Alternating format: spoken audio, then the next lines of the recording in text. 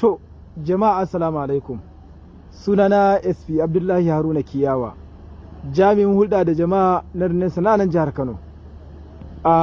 Tabbas na san kun gane wannan na farkon, domin mun nuna muku shi da farko, wato bayan sun je sun yi fashi a ƙaramar hukumar Kunci, sun yi fashin kuɗi naira miliyan 15, wanda kuma mai kuɗin ya kawo ƙara a cikin ikon Allah.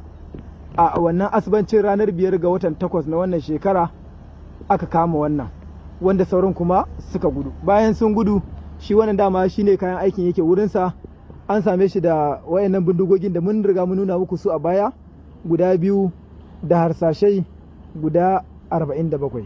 Haka zalika kuma daidai lokacin akwai kudade da aka fara samu a gunsa, wanda kudaden a wannan lokacin na farko su ne layi na ɗayan nan da wannan layi na 2 da wannan layi na 3 gaba ɗaya kudaden kimanin naira miliyan 4,986.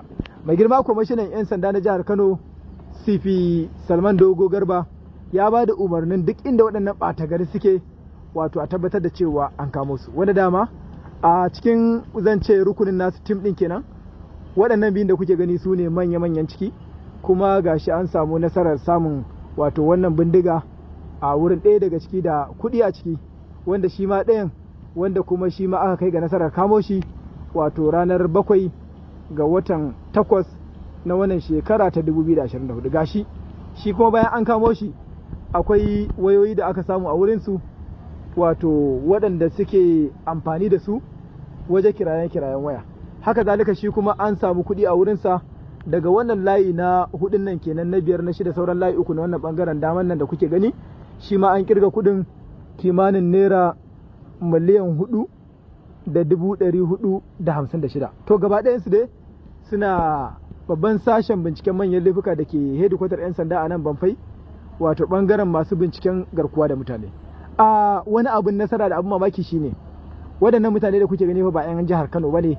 Dama mun riga mun gaya al'umma duk inda aka motsin irin waɗannan ɓata gari ana sanar da mu, wanda kuma Allah maɗaukakin sarki ya kai ga nasara an kamo su. Zan ci kuɗin ma in kuka lissafa, kun ga in kuka lissafa gaba ɗaya za ku ga wato an sama sama da miliyan 9 a yanzu haka a cikin miliyan 15 da aka yi fashin su.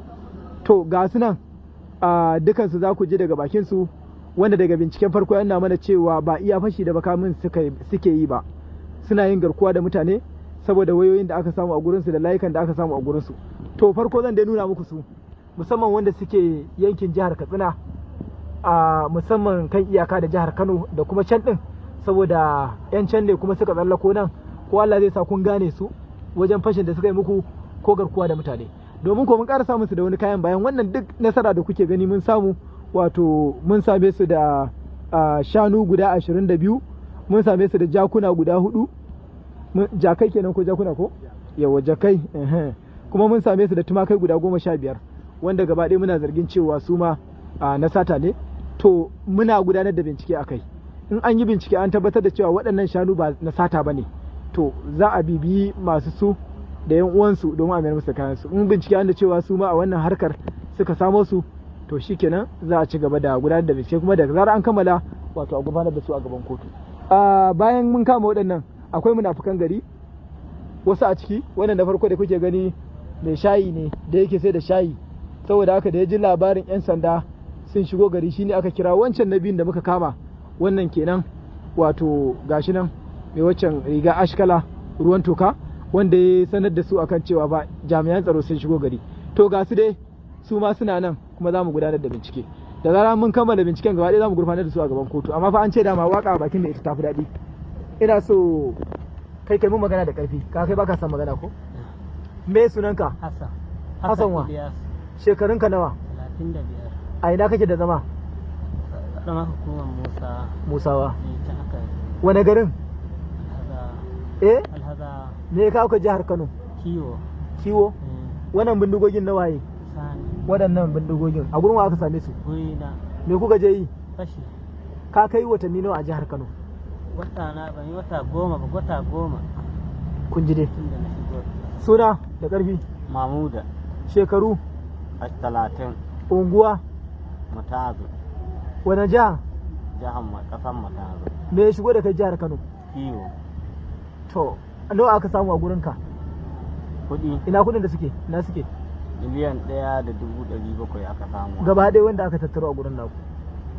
To na barume ne ban kirga. To kamar yadda kuka ji dai za mu yi amfani da wannan dama mu ja hankali al'umma musamman al'ummar jihar Kano wanda suke kan iyakokin jihar Kano irin waɗannan ɓata gari da wanda suke shigowa da sunan kiwo a tabbatar a san suwaye akwai shugabanni akwai masu unguwanni akwai harɗo shugabannin Fulani a haɗa kai da su ganin cewa an tsaftace da fitar da irin waɗannan ɓata gari kaga wancan da suka shigo da sunan kiwo da an ce an gane su ta farko da haka ba za ta faru ba muna godiya da haɗin kai da ake bamu a kowane lokaci muna godiya da addu'o'inku na kariya da kuma ci gaba a kowane lokaci jama'a assalamu alaikum